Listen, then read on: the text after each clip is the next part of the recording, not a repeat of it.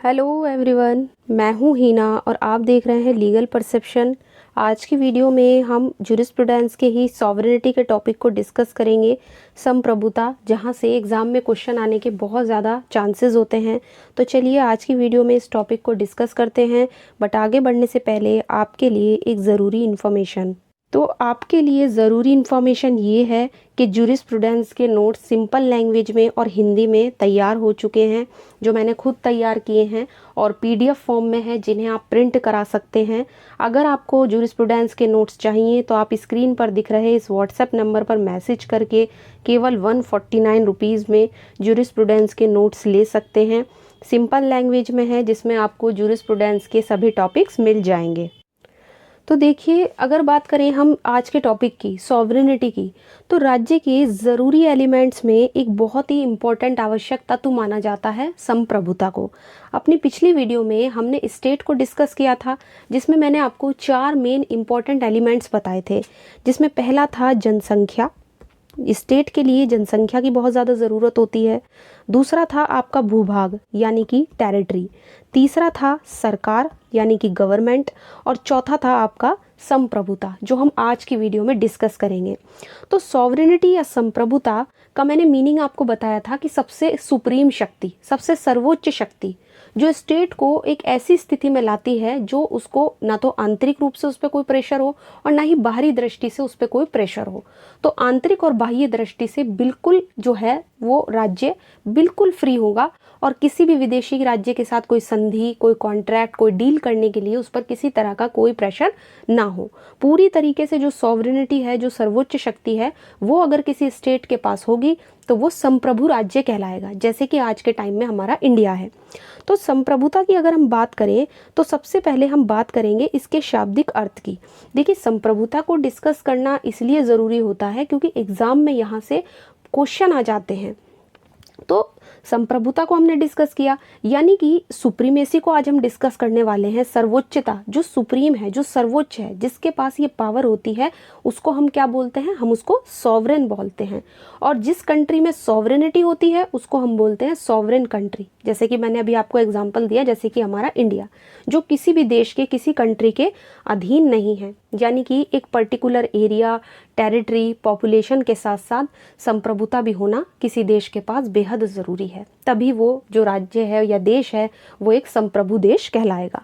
तो अब बढ़ते हैं आगे और इसके मीनिंग की बात कर लेते हैं। तो देखिए, संप्रभुता शब्द की जो उत्पत्ति है वो फ्रेंच वर्ड सॉवरेन से हुई है। क्योंकि देखिए, इंग्लिश में आप इसको सॉवरेनिटी कहते हैं। अब ये सॉवरेनिटी वर्ड आया कहाँ से? ये आया है आपके फ्रेंच वर्ड सॉवरेन से, जिसका मतलब है सर्वोच्च शक्ति। जैसा कि मैंने आपको बताया, सर्वोच्च शक्ति का मतलब जिसके ऊपर किसी तरह की कोई शक्ति ना हो, किसी तरह का कोई दबाव, कोई कंट्रोल ना हो, किसी तरह का कोई प्रेशर ना हो, उसको बोलते हैं सुप्रीम। जिसके ऊपर कोई वही सुप्रीम पावर हो, उसके ऊपर कोई और सुप्रीम पावर ना हो। और इस वर्ड का सबसे पहले यूज़ किया था जीन बोंदा। जीन बोंदा, इनका नाम आपको ध्यान रखना है। यहाँ से क्वेश्चन बहुत ज़्यादा आ जाते हैं एग्जाम में कि किसने सॉवरेनिटी वर्ड का सबसे पहले यूज़ किया था, तो जीन बोंदा। और इनकी बुक थी the Republic. The Republic book में इन्होंने इस वर्ड का सबसे पहले यूज़ किया था, सॉवरेनिटी वर्ड का। तो ये तो हो गया इसका मीनिंग। अब बात कर लेते हैं इन्हीं की डेफिनेशन की कि बोंदा क्या कह रहे हैं संप्रभुता के बारे में। इन्होंने कहा है कि संप्रभुता राज्य की पूर्ण या शाश्वत शक्ति होती है, यानी उसकी एक ऐसी शक्ति होती है जो पहले से ही उसके पास होती है और पूरी होती है। ये संप्रभुता प्राप्त व्यक्ति की सत्ता है जिसे आप सीमित या कंट्रोल नहीं कर सकते हो।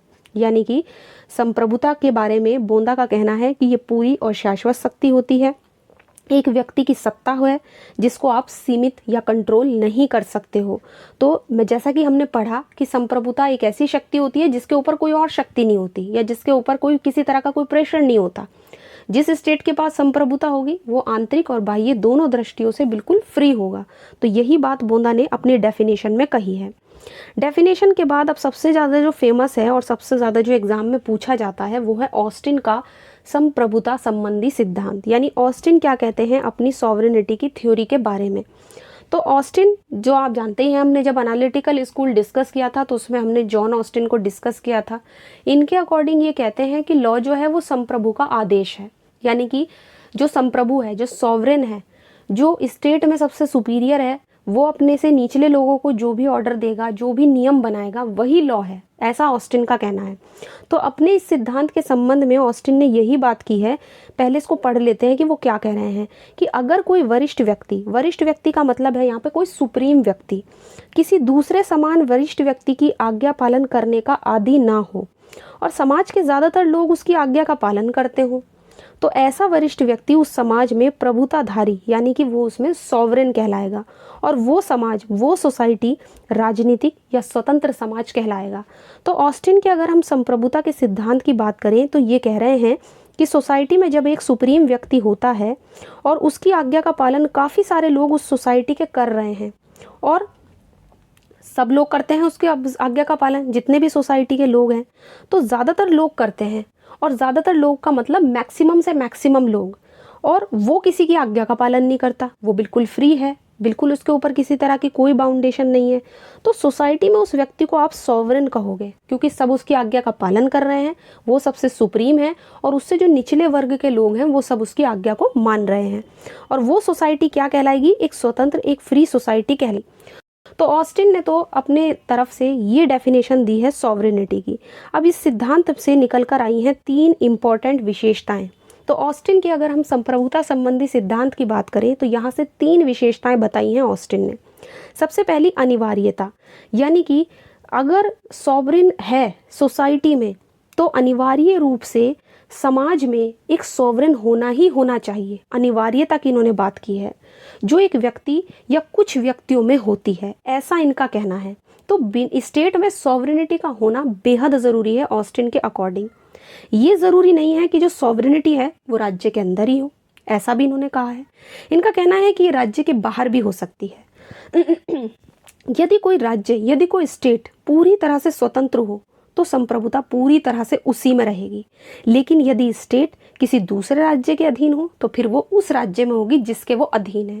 कहने का मतलब है पूरी तरीके से इन्होंने सुप्रीमेसी की बात की है। दूसरा इंपॉर्टेंट आवश्यक तत्व इन्होंने बताया है अविभाज्यता, यानी जिसका विभाजन नहीं हो सकता। ऑस्टिन के अकॉर्डिंग अगर संप्रभुता है तो आप उसको डिवाइड नहीं कर सकते, इसका बंटवारा नहीं हो सकता। सभी संप्रभु शक्ति किसी एक व्यक्ति में सीमित होनी चाहिए। एक ही व्यक्ति या व्यक्तियों के समूह में जितने भी राइट्स हैं, जितनी भी पावर हैं, उन सब की में एकता होनी चाहिए। तो इनके अकॉर्डिंग अगर हम ऑस्टिन की बात करें तो ये कहते हैं कि आप अगर किसी संप्रभु के पास कोई शक्ति है, कोई पावर है या कोई भी संप्रभुता है तो उसको आप डिवाइड नहीं कर सकते, उसका विभाजन नहीं हो सकता। तीसरा है असीमितता, यानी बिल्कुल उस पर कोई लिमिट नहीं है, उसको आप सीमित नहीं कर सकते ऑस्टिन के अकॉर्डिंग।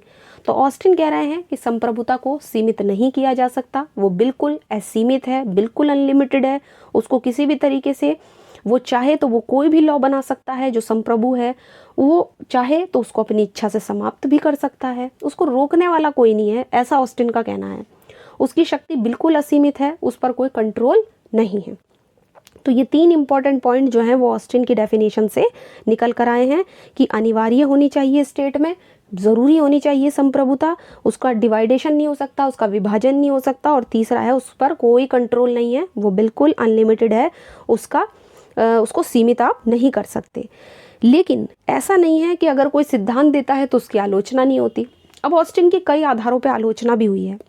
ऑस्टिन का कहना है कि संप्रभुता का बंटवारा नहीं हो सकता, जबकि अगर हम बात करें संघात्मक संविधान की यानी फेडरल कॉन्स्टिट्यूशन की, तो संप्रभुता तो अलग अलग अधिकारियों में बटी होती है। जैसे कि आप इंडिया में ही ले लो, कानून बनाने का काम किसका है? विधायिका का है। उसको लागू कौन करेगा? कार्यपालिका करेगी। उसकी व्याख्या कौन करेगा उन कानूनों की? आपका जुडिशरी करेगी। और समान स्तर पर, अलग अलग स्तर पर जो ऑफिसर्स हैं आपके, और वो उनको देखते हैं कि उनका सबका संचालन कैसे हो रहा है। सब अपने अपने वर्ग में अलग अलग काम करते हैं। तो ऐसा नहीं है। फेडरलिज्म की अगर हम बात करें, अगर हम फेडरल कॉन्स्टिट्यूशन की बात करें तो हमारे संविधान में भी ये सारे गुण पाए जाते हैं। हमारे यहाँ भी थोड़ा बहुत सेपरेशन ऑफ पावर आप देख सकते हैं, सबको अलग अलग काम दिए गए हैं। तो हमारे यहाँ देश में पूरी तरीके से ऑस्टिन का जो सॉवरेनिटी का सिद्धांत है वो लागू नहीं हो सकता है, क्योंकि आज के टाइम में एक ही तरीके से एक ही व्यक्ति के हाथ में पूरी सुप्रीम पावर देना इम्पॉसिबल है, ऐसा नहीं हो सकता। तो इस तरीके से इसके सिद्धांत को, जो ऑस्टिन का सिद्धांत है, इसको सही नहीं माना जाता है। कुछ ऐसे भी ज्यूरिस्ट हैं जिन्होंने इसकी बहुत ज़्यादा आलोचना की है। संप्रभुता के सिद्धांत की। तो इस तरीके से आप देख सकते हो कि ऑस्टिन के सिद्धांत की सबसे बड़ी आलोचना इसी आधार पर हुई है कि उन्होंने कहा है कि इसका बंटवारा नहीं हो सकता, लेकिन फेडरल कॉन्स्टिट्यूशन में तो इसका बंटवारा करना ही पड़ता है। सब अपने अपने क्षेत्र में अलग अलग कार्य करते हैं। अब क्वेश्चन ये आता है कि इंडिया में सॉवरेनिटी कहाँ है, यानी कि भारत में संप्रभुता कहाँ है। क्या वो भारत के संविधान में है, क्या वो यहाँ की पार्लियामेंट में है, क्या वो यहाँ के प्रेसिडेंट में है, तो किस में है वो संप्रभुता। तो अब हम इसी पॉइंट को डिस्कस करेंगे। बात करें कि इंडिया में जो संप्रभुता है, जो सॉवरेनिटी है, वो कहाँ पर है। तो देखिए, इंडिया क्योंकि एक डेमोक्रेटिक कंट्री है, भारत एक लोकतांत्रिक देश है, और जो संप्रभुता है वो एक अनियंत्रित शक्ति के रूप में, एक अनकंट्रोल पावर के रूप में हमारे देश में नहीं है, क्योंकि यहाँ पर शक्तियों का विभाजन हुआ है, यानी कि पावर ऑफ सेपरेशन अप्लाई होता है, क्योंकि यहाँ पर कानून बनाने का कार्य व्यवस्थापिका को सौंपा गया है। जो हमारी लेजिस्लेचर है वो हमारे लिए कानून बनाती है, जो कार्यपालिका है वो उन लॉज को, उन कानूनों को लागू करती है, और जो जुडिशरी है, जो लॉ बनाया गया है व्यवस्थापिका के द्वारा और जिस लॉ को कार्यपालिका ने लागू किया है उस लॉ की व्याख्या करती है, उस कानून की व्याख्या करती है, उसका इंटरप्रिटेशन करती है। तो अगर बात करें इंडिया में सॉवरेनिटी की, तो आप 3 पार्ट में इसको डिवाइड कर सकते हो। एक हो गई आपकी विधिक संप्रभुता। पूरी तरीके से तो आप संप्रभुता नहीं कह सकते कि किसी एक चीज़ में संप्रभुता निहित है यहाँ पर। तो एक हो गई आपकी विधिक संप्रभुता, जो है आपकी विधिक संप्रभुता किस में होगी, आपकी कार्यपालिका में, विधायिका में, क्योंकि विधायिका आपके लिए कानून बना रही है और कार्यपालिका उस लॉ को लागू कर रही है। तो ये हो गई आपकी लीगल सॉवरेनिटी। दूसरी जो संप्रभुता है वो है आपकी राजनैतिक संप्रभुता, यानी कि पॉलिटिकल सॉवरेनिटी। पॉलिटिकल सॉवरेनिटी की अगर बात करें तो वो है यहाँ के वोटर्स में, यहाँ के जो मतदाता हैं, जो विधिक संप्रभुता का निर्माण करते हैं। कैसे करते हैं, जब वोटर अपना वोट देते हैं तभी जो है वो आपके लेजिस्लेचर के, पार्लियामेंट के मेंबर्स चुने जाते हैं। तो जो वोटर वोट देते हैं वो आपके पॉलिटिकल सॉवरेनिटी में आते हैं। उनके वोट से ही पार्लियामेंट बनती है, उनके वोट से ही विधायिका बनती है। तो ये 2 तरह की संप्रभुता हो गई। एक आती है आपकी तीसरी संप्रभुता, वो है आपकी लोक संप्रभुता। लोक संप्रभुता यानी कि पब्लिक सॉवरेनिटी, ये है भारत की जनता में, क्योंकि आप देख सकते हैं कि हमारे कॉन्स्टिट्यूशन का जो प्रियम्बल है, जो हमारी प्रस्तावना है, उसमें साफ लिखा है कि यहाँ की जो सोर्स होगा वो इंडिया के लोग होंगे, यहाँ की जनता होगी।